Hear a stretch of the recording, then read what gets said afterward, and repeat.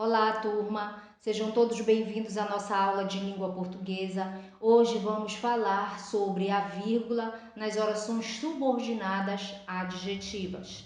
Como já estudamos, as orações subordinadas adjetivas, elas podem ser classificadas em restritiva e explicativa, tá certo?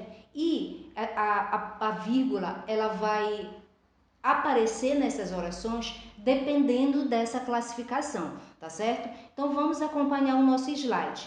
Então as orações subordinadas adjetivas restritivas, elas não são separadas por vírgula, tá certo? Então foi por isso que na nossa aula anterior sobre o estudo das orações subordinadas adjetivas, nós verificamos que nas restritivas não aparece a vírgula. Então, porque elas não são separadas por vírgula, tá? Exemplo, a menina que estuda no colégio Dom Bosco recebeu premiação. Observe que a nossa oração adjetiva restritiva, ela está intercalada, né? Ela está no meio da nossa oração principal. A oração principal é: a menina recebeu a premiação. E a subordinada adjetiva restritiva é que estuda no colégio Dom Bosco, ou seja, não foram todas as meninas que receberam a premiação, apenas aquelas que estudam no colégio Dom Bosco. Então essa oração ela é uma restritiva e por ser restritiva, elas não devem estar acompanhadas, ou seja, separadas por vírgula, certo? Nós temos como exemplo também no caso das orações explicativas, adjetivas explicativas, como vocês podem observar no slide seguinte. As orações subordinadas adjetivas explicativas, elas vêm sempre demarcadas pela vírgula, não importa a posição delas, tá certo? Se elas estão no meio, se elas estão lá no final, mas elas vão ser acompanhadas, ou seja, demarcadas por vírgula, tá? Por quê? Porque as orações subordinadas explicativas, elas funcionam como se fosse um acessório, tá? Elas vão explicar um termo, elas vão especificar, mas elas não são termos essenciais dentro da oração. Elas funcionam apenas como acessório, como enfeite dentro da oração. Então, por isso que elas vêm acompanhadas pelo sinal de pontuação, pela vírgula. Já a restritiva não. Essa informação ela é obrigatória, então não pode estar separado por vírgula, certo? Então, observe o nosso exemplo.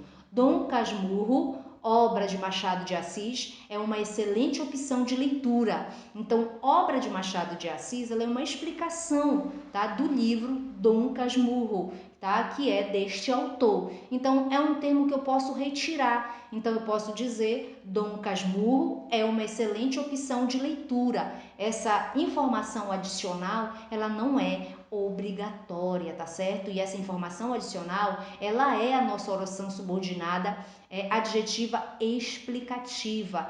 E a oração principal é a que está antes e depois, né? Que vai ser completada depois. Então, Dom Casmurro é uma excelente opção de leitura, é a nossa oração principal. E a que está em destaque é a subordinada explicativa e ela não é obrigatória e deve vir sempre acompanhada, tá, por vírgulas.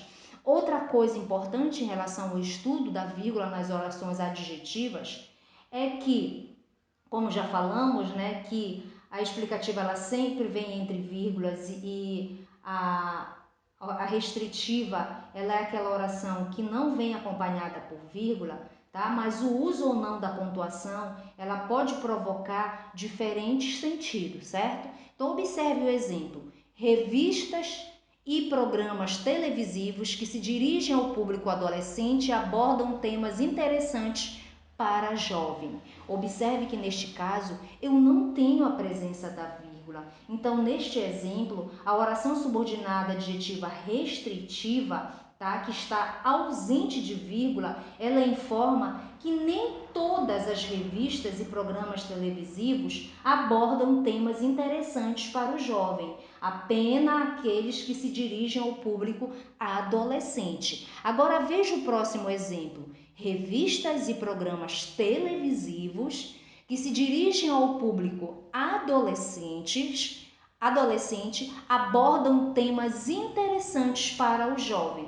Neste segundo exemplo, a oração subordinada adjetiva explicativa, que está entre vírgula, ela informa que todas as revistas e programas televisivos, eles abordam temas interessantes para o jovem, elas não restringem. Então, observem que o uso ou não desta vírgula, tá? Desta pontuação, ela vai provocar diferença de sentidos, certo? Eu espero que vocês tenham compreendido a nossa aula de hoje. Vamos ficar por aqui e até a próxima aula.